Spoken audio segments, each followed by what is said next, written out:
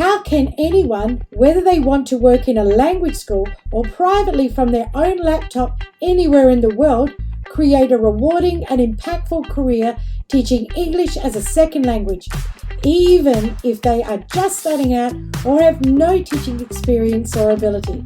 Hi, my name is Lynette Kim, and here on the TESOL Talk podcast, I aim to answer that very question.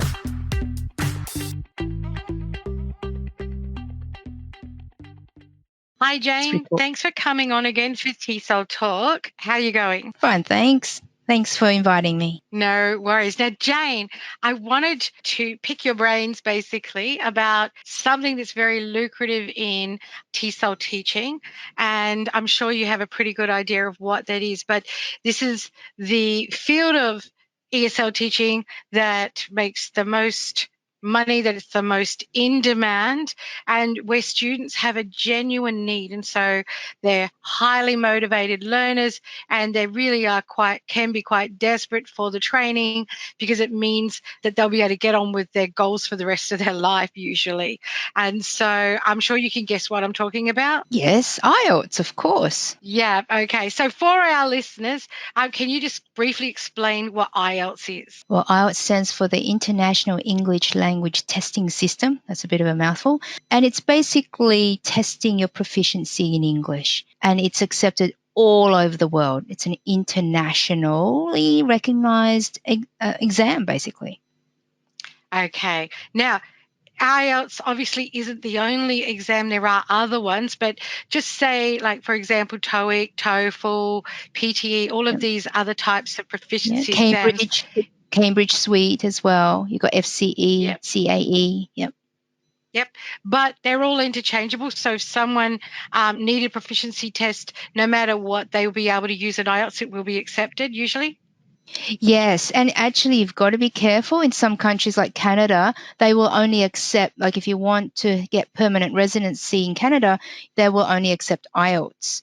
They won't accept PTE. So you just got to be careful where you go around the world, what they accept or don't accept. But I know that IELTS is accepted. So really when you're thinking about IELTS, all of students who are studying English, so they study from kindergarten all the way up mandatorily in school through primary and secondary school. Once they've finished studying English, all of that, they go on and have to do proficiency tests. Is that right?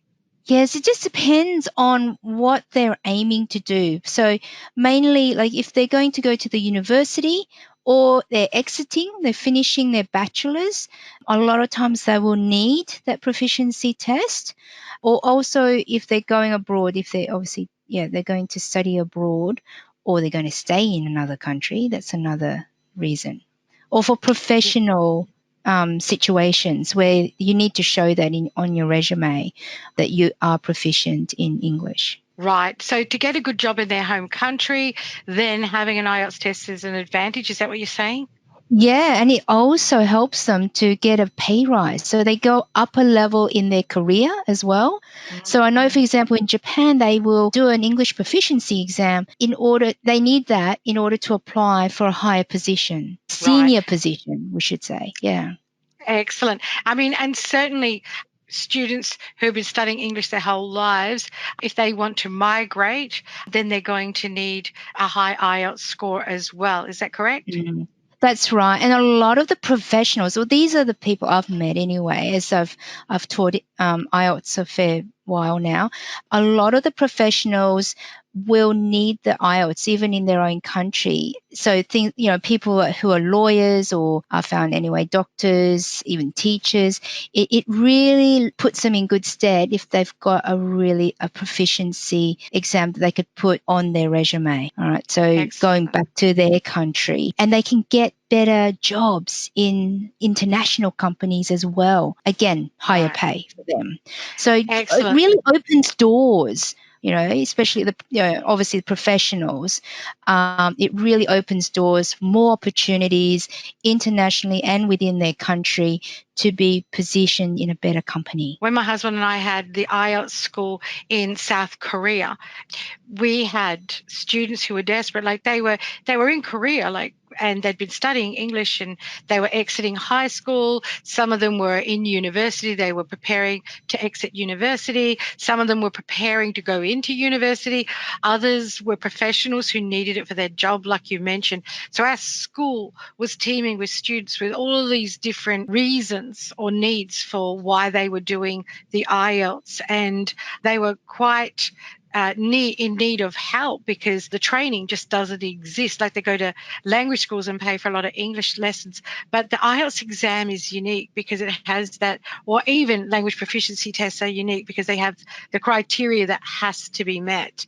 So yeah, it makes that quite in demand. I don't know if you remember, but there quite some time ago in Australia, I think there was a show, one of the current affair types of shows, and they gave an IELTS test to a group of about 10 or 12 Australians, and they averaged about, and some of them were professionals, teachers, tradies, Year 12 leaving student, all of these type of people, and they averaged about 6.5. Now, the highest score you can get on an IELTS test is a 9, and the average Aussie only got a 6.5. And I think that just reflects that people don't understand the criteria of the test and the criteria of what's required to be considered, someone with a high language proficiency. So have you found that yourself with your students, them not understanding the criteria of the IELTS? Yes, definitely. And I think it really does go back to their trainers, to their teachers. And that's why a lot of our students who don't get their scores, that's what I've found, that they've come to me and I analyze what they can and can't do. And a lot of times they say, oh, my last teacher didn't tell me that, or my teacher didn't say that. And I'm like, well, maybe that's why you didn't get your score. Well, not maybe, yes. I know it's why you didn't get the score that you needed the first time around. So there's ways around that, and it's really knowing what's on that criteria, how to really meet what those examiners are looking for. Yes, that's right. Now, this brings us to a point. There is a little hidden gem with the IELTS that it is some help, but it is not the be-all and end-all. It doesn't give you all the information you need. It does set a foundation, though, and that is actually something that is available if you know where and how to get a hold of it, and that's the IELTS rubric. Can you tell our listeners a little bit about what that is? So it's basically the criteria that the examiners are looking for. Now, there's a public and then there's the real, what the examiners use, but the public rubric is very similar to the one that examiners use. Now, that really identifies, it really pinpoints what the examiners are looking for. So if your student can follow that and meet that criteria, then they should be able to get their score pretty easily. But right. If the teacher doesn't have any idea about this rubric, and I've met quite a few who don't know about this rubric, and I've also met a lot of students who had never seen it, even though they've spent thousands of dollars in an IELTS program, they've never seen it. That's where things go wrong. Okay, because what the teacher thinks is not what is the requirements of the exam. So that public rubric, it is very generalized though. So it starts obviously from band 0, which is nothing, right through to 9 for looking at the criteria. And say, for example, between a band 6 and a 7, if we're looking at something simple like lexical resource, like vocabulary, the difference just between those two bands and the description of those bands on the public rubric, I've found very generalized. Well, how would you describe the nuances between them, how it's so generalized that unless you really have proper training, you really don't know a good deal about the difference between something like a 6 and a 7 for the use of vocabulary? Yeah, it's really, I find that if you haven't really analyzed that criteria, you don't really know what to teach. Okay, so if you're a teacher, and this is what I've noticed anyway with teachers who don't know anything about IELTS, is they just do they think, okay, well, vocabulary, we just use normal vocabulary. You're just using everyday kind of vocab. But when you look at the criteria, it's very specific as to what kind of vocabulary you should be using. All right, so that's where and the other thing is, just another quick one then, is that, even with the actual marking of the writing, I had a teacher who was marking the writing piece and just looking at the criteria as a general English kind of scoring system. So they just looked at the grammar and they didn't look at the lexical resource. They didn't look at, did the student actually answer the question, that kind of thing. So it wasn't really an IELTS. They marked it as a general English kind of writing task.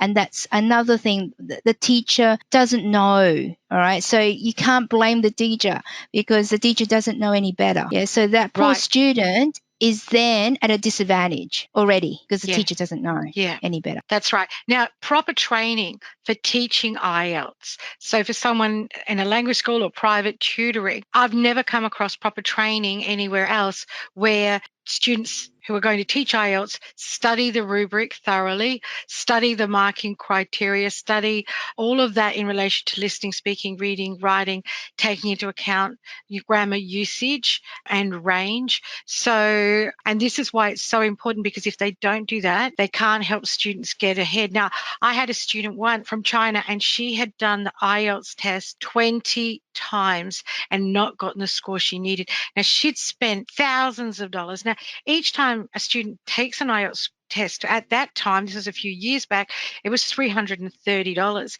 So she had spent $330 20 times. Yeah. And in between, paid thousands of dollars for language schools and specialized IELTS schools in order to pass the test and hadn't been able to.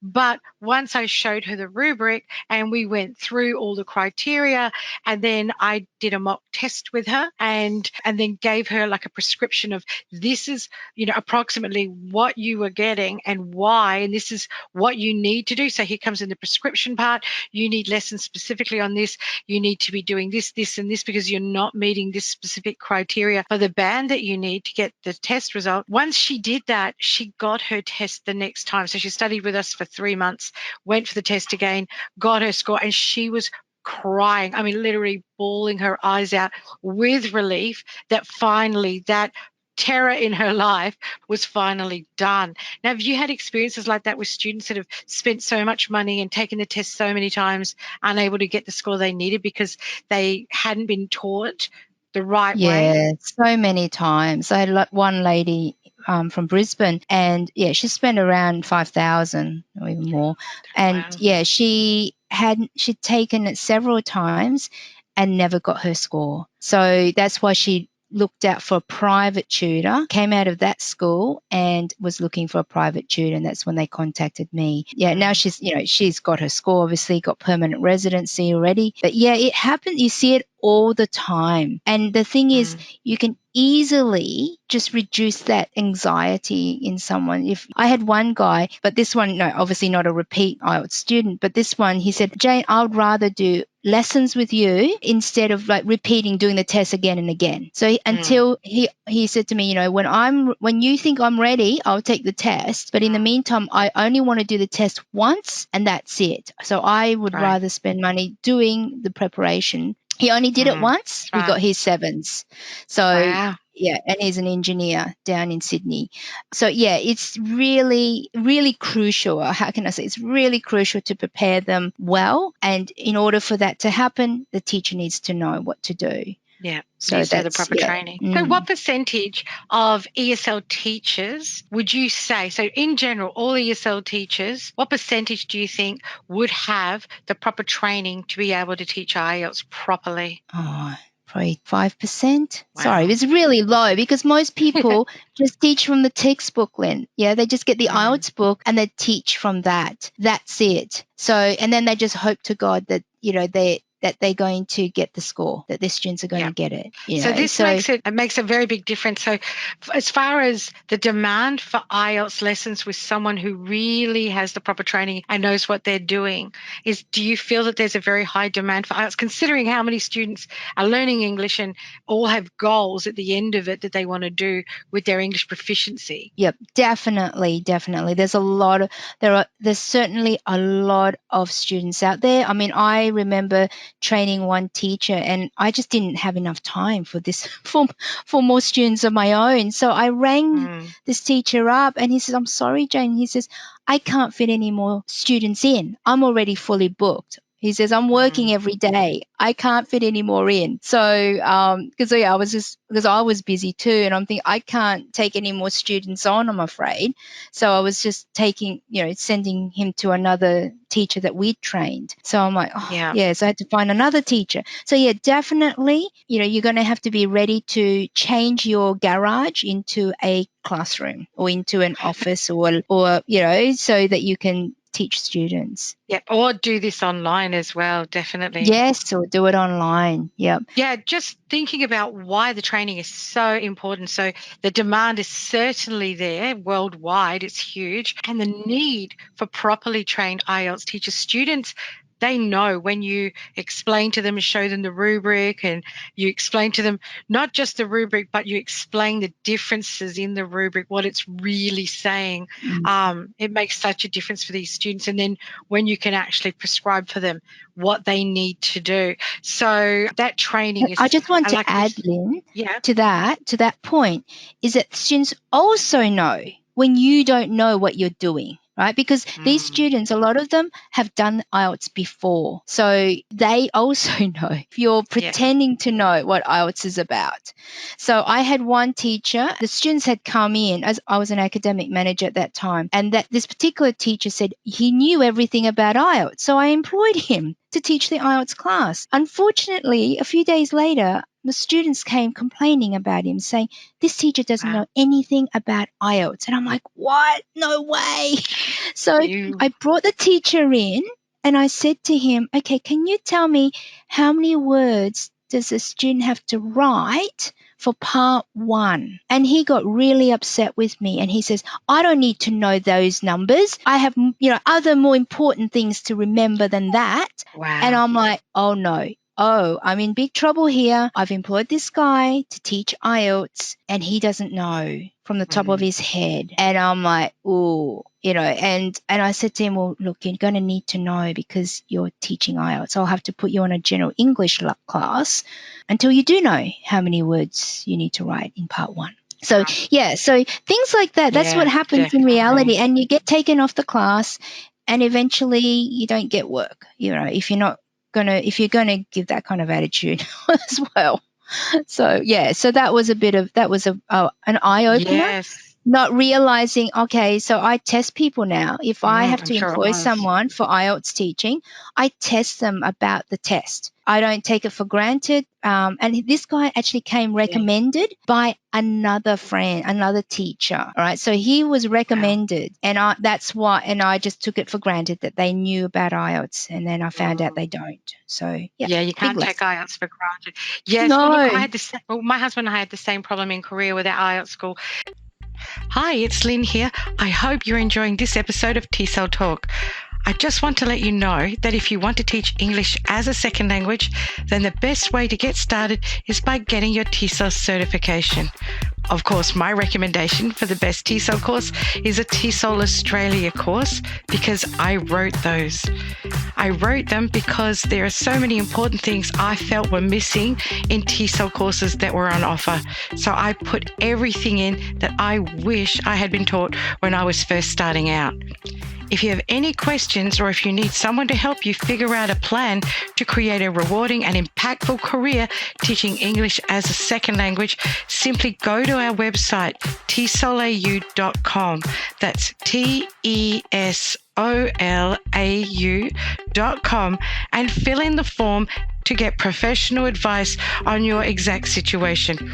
Also, if you ask for the TESOL Talk discount, we will give you an extra $100 off the course of your choice. Now let's get straight back to the episode. Because we needed another IELTS teacher. We couldn't keep up with the demand that we had. And we advertised, we put ads up, we did everything. We advertised globally, not just for teachers that were in Korea, but even to bring a teacher out from somewhere. And, I had interviews after interviews with people on the line. The same thing. I didn't take a chance because in this case, we were bringing someone out to Korea from their home country to teach. So I did an interview with, and the amount of people who just had no idea. And, you'd ask basic questions like you said about, how many words in the written tasks and, just about the criteria, the rubric. I've had one say 2,000 words. And I said, well, no wonder Whoa. your students failed. Wow. Yeah, Goodness. from Thailand. He'd been teaching Wow. in Thailand, and he The told me poor students. 2,000 words for Yep. IELTS Part 2. Yeah. And I'm like, For our listeners, do you want to let them know how many words that actually should be? 250 words for Part 2. Yeah, that's right. Yeah. It's like But I crazy. was like, 2,000? You're kidding me. Okay. So, Yeah.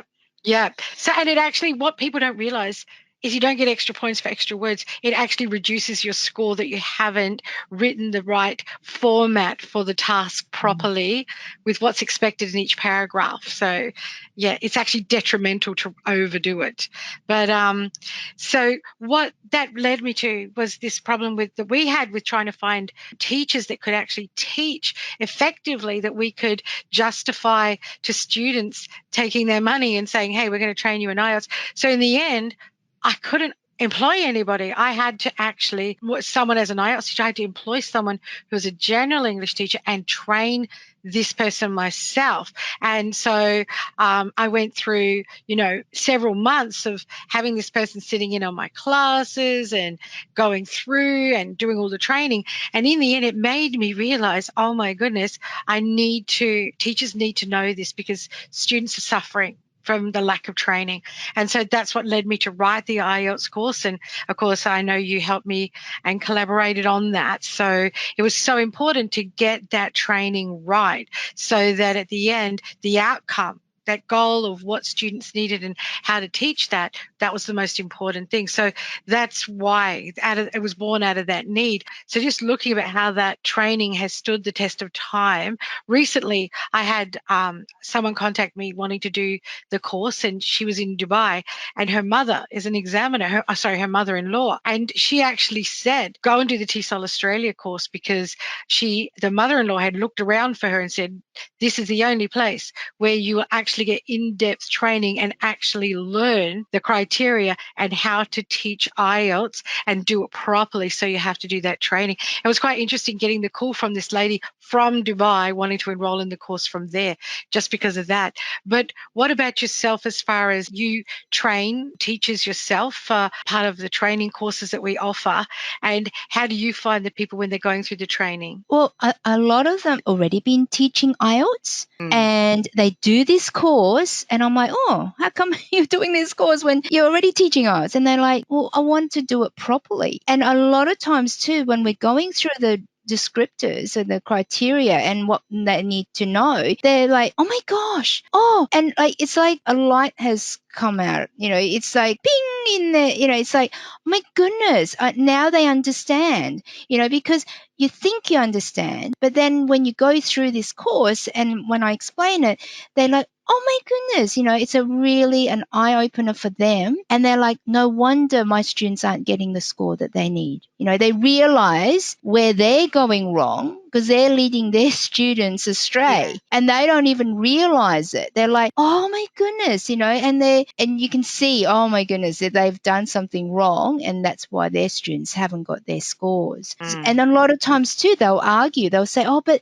my teacher told me this and this. And I said, yeah, but did you get your score? And they go, no, I didn't get the score that I wanted. I said, well, looking at the criteria now, can you understand why? And they're like, yes. And they can't believe it. It's like, and it's amazing. For me, it's a joy, because it's like, I can see my teachers are learning. They're learning how to do it properly, which means I know that their students are going to benefit from that, because it's a teacher who can guide a student to the right pathway to get the score that they need. But if a teacher doesn't know, then it's a blind leading the blind, isn't it? It is. And that's what you see. Yes. And another thing I want to touch on is we exclusively created the reports so that when you do the training with students to teach IELTS, that you go through with them how to administer a mock test and then how to make up a report explaining the results and then giving a prescription or a diagnosis on what kinds of lessons and what areas of the test students need to focus and study, and then even going as far as saying, you would need to do this many weeks or months of study, and you need to cover this, this, and this.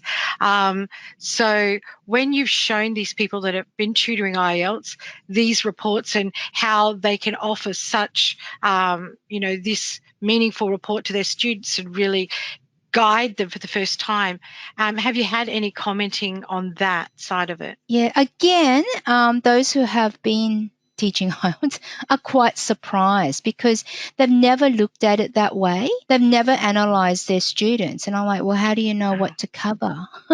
Yes. And it's like gut feeling. Well, no, IELTS isn't really a gut feeling thing that you're going to teach. If you actually analyse the data and you have a look at what the student needs, you're going to get there a lot faster than just blindly leading that person. And that's why I say to a lot of teachers, like, when you go into a private school, you just teach from a textbook. Everyone is taught the same thing. But when you're tutoring one-on-one, what you want to do is really focus on their weaknesses so that they can get their score a lot faster. And that's where you have this opportunity with this report, is really to pinpoint where they're going wrong. Because when they get their report from IELTS, they get numbers, that they don't get detailed feedback as to where they need to improve. And then as a teacher, from that, you are making lesson plans to focus on those areas. So yes, good point. That's right. So I might have forgotten to mention at the beginning. So when students pay $330 and take that test, all they get back are scores. They actually never see their marking, particularly in writing. They don't know what they've done wrong and what to improve in, and they could take the score multiple times. Yeah, multiple times. And that score, that price now is $395. Oh my goodness, I didn't know that. Yeah, wow. It's gone up. It's inflation like for you. Yes. So you can see students are paying almost $400 to take a test, not getting the marking back with feedback, as you said, having no idea where they're going wrong, and relying on IELTS teachers to teach them. But these teachers actually don't know the rubric, don't know the criteria, and are just teaching from course books. So it's hit and miss. So because a course book doesn't specify for specific things, so they don't know for their individual students how to help them, which is absolutely so correct. So the training is so vital for people, and IELTS is such a lucrative field because students have invested so much in this. And like you said, they had one lady that had paid $5,000 for IELTS training. We've had the same thing in Brisbane. We ran IELTS classes, and students would pay, like we had groups of 12 students a night coming in for 2 hours of training, and they'd pay $20 an hour. So 2 hours, it's $40 each a night, and they would do training 3 to 5 nights a week. They'd pay for that in advance to come into classes because we had shown them this is the rubric, and we'd give them mock tests. And then after the mock test, we would say to them, this is, we've analysed your results, and this is what you need to be learning. And these are the classes you need to join in order to learn those and practice that criteria. So, with that training Sorry, the other thing too with the training, so overseas, so this is how you help train students, yeah? But I heard like in India, what they do for their IELTS lessons is just keep practicing tests after tests after tests. So the key thing here is for teachers, yes, there's tests, you analyze that test, and then you move on and really focus on what they need. Whereas overseas, and it's not just India, I've heard even China does it too, but around the world, people have IELTS schools where they just do test after test. They're not teaching them anything. They're just paying money to do mock tests. And that's it until they can hopefully. And do they get detailed marking and feedback back? No, they just do the test, just a normal mock test to say, okay, that's a 6. Like it's a mock IELTS test. So it's just the test like you would get in an IELTS. Without that diagnosis of what's going wrong and specific to the criteria, they're never going to change. They're just going to get used to test taking. It's called making money overseas. Wow. Yeah, that's just and they don't worry about the student. And I think this is what this program is special, because we worry about the students. We care about the students and how, to get them to that next stage of their life. It will open doors. So if you're properly trained and you care about your students, this is the course. But if you're just wanting just money, well, then join those other companies where they just do the tests and not really care about whether or not that student is going to get their score. And so I was approached one time, $100 an hour. I was going to be offered $100 an hour to teach IELTS for a Chinese company, but they wanted me to teach their way. And when I discussed it with them, I said, well, no, that's not going to meet the criteria. The way you want me to teach is not going to get your students the score that they need. They just did not understand that. They wanted me to teach their way. And I'm like, no, I'm not going to be part of this, because I know that the way you want them to learn is not going to get them their score. It's not part of the criteria. So that's, there's certainly a lot of businesses out there, but honestly, if you care about your students and their results, then you need to learn how to do it properly as a teacher. True. And that does bring up a very important point. There is a lot of money in IELTS teaching, definitely. Yes. I mean, it's the biggest moneymaker as far as teaching English or any field of ESL, for sure. And the demand is so high because the students absolutely have to have this IELTS test, in the case the ones that are studying it. So, well, there are millions, more than probably 3 million people per year that take this test around 140 countries. So there is, and it's certainly growing with the demands of all these different regulations that countries are coming up with, the governments are coming up with, or even courses that, new courses that are coming up. So definitely the demand is huge globally. So being an IELTS teacher, whether or not you do it in a language school and get known and noticed for being excellent in the way you train students, or even setting up your own ESL IELTS teaching business that could be online or face-to-face or overseas, we're talking about a lucrative amount of money that you can actually earn. But it's not just about money. Obviously, you want to be good at this and do a good job. But at the end of the day, you do need to earn money. So I think, anyone wanting to set themselves up independently can really earn well doing this and enjoy what they're doing. What about you? Yeah, so I do really think that if you know what you're doing, you will definitely earn it. But if you don't know and you're just pretending, then it's not going to be a very profitable thing. Because I get a lot of repeat customers, or they're my customer or my students. I call them customers because in a business they are customers. A lot of times they will actually bring their friends. So it's word of mouth. That's how I get my students. It's someone who said, oh, look, I got my score, first time round, go to Jane, blah, blah. And that's how it works for me. But it's definitely like my colleagues, they've charged like $80 an hour. I don't know if you wanted to say that, sorry. But yes, it does depend obviously on your experience. If you know what you're doing, you're going to be very busy. And it will be lucrative, and you'll definitely get your money back. That's for sure. Absolutely. Look, I've known of people who teach IELTS as part of their own online teaching business, and we have graduates doing this. I know people who charge anywhere starting out when they're nervous around $50, going right up to $100 an hour, even $120, but particularly if they put small groups of students together. So we have people who have been teaching online and doing private teaching, and they put classes together with multiple students and charge an amount of money per student. And then obviously the amount that you earn per hour goes up. So it is very lucrative, very in demand, and it is a great way to really earn a decent living, like run this as your own business as an entrepreneur. And as I said, earn a great living and to support yourself and your lifestyle. Yep. And Jane, you have your own online teaching business as well, don't you? Yeah, I do. And it certainly does pay some bills, that's for sure, especially when you've got kids. Yes, definitely. Yeah, and it does. It is time consuming. I just got to warn people who are listening. It is time consuming.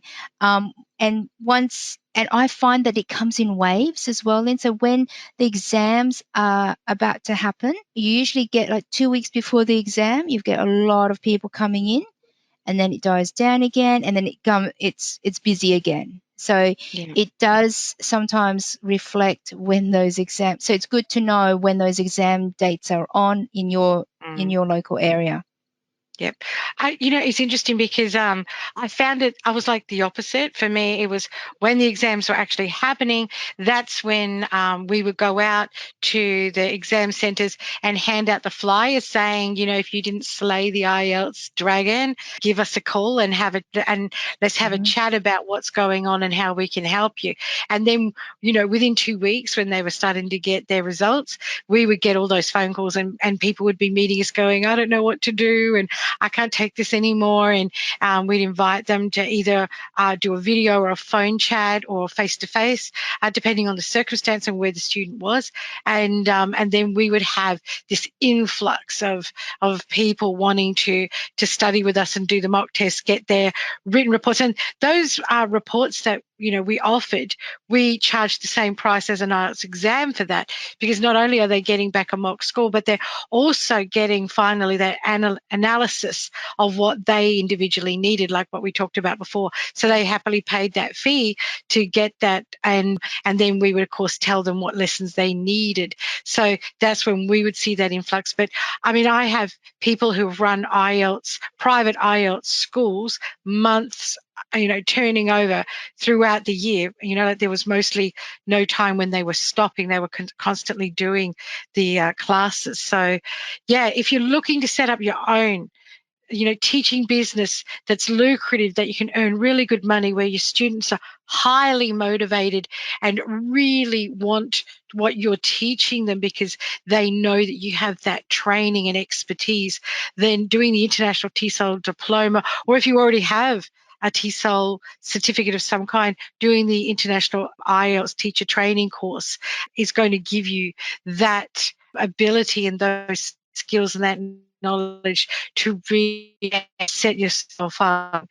What do you think? I think just to add to that is that what some students who do IELTS and who do get a good score, then they want to become teachers, right? So these guys, and I find that, there's a different, and I found that these teachers that we're training, it's a different view. Like a person who's a student versus a person who's the trainer, they tend to look at this exam a little bit differently.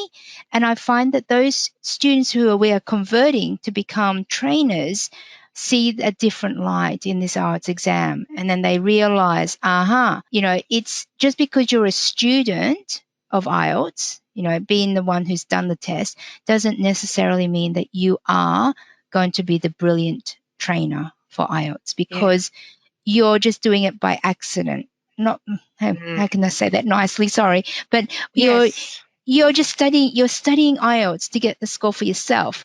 You're not studying it to prepare someone else for it. So, and you haven't learned how to teach the actual assessment because, you're going through that journey yourself. And I find that those students that we do have that we're converting into trainers, it's adding to that person's teaching skills because they've done it themselves. They know what it's like, but they also know the back end of what is required, because they don't always know what's required because their trainer didn't know what was required.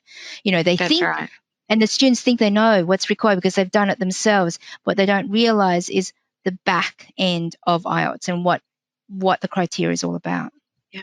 And that's an interesting point too, because, in our school in Korea, we actually hired an IELTS examiner in the school, paid for them to come out, set them up with accommodation, the whole work, so that we could have this full-time IELTS teacher there. We couldn't advertise that we had an examiner on staff, but, the thought was, well, this person's an examiner, they'll really know what they're doing when they teach. And do you know, just because someone's an IELTS examiner doesn't necessarily make them a good IELTS teacher.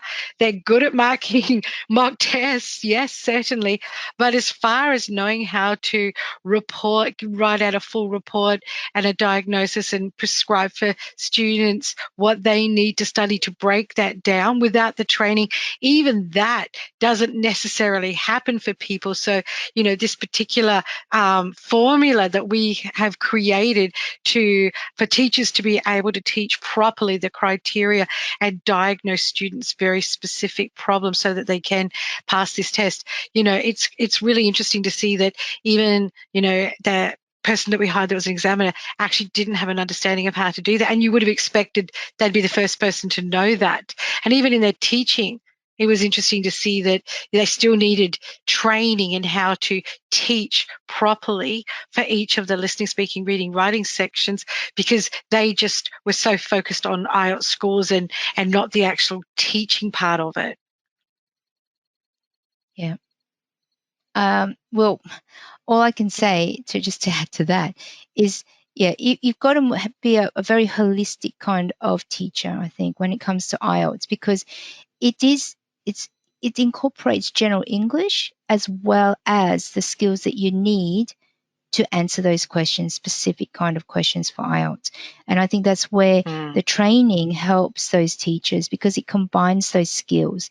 And that's why I tell a lot of teachers that we do train and say, don't forget your TESOL training. Just because we're doing IELTS, it doesn't mean that you just throw that away. You're still a teacher at the end of the day. But what you're doing is focusing on skills that students need for an IELTS exam. So, for example, in the speaking, well, we have really focused speaking topics. We're just not going to talk about the neighbour just for the hell of talking about the neighbour.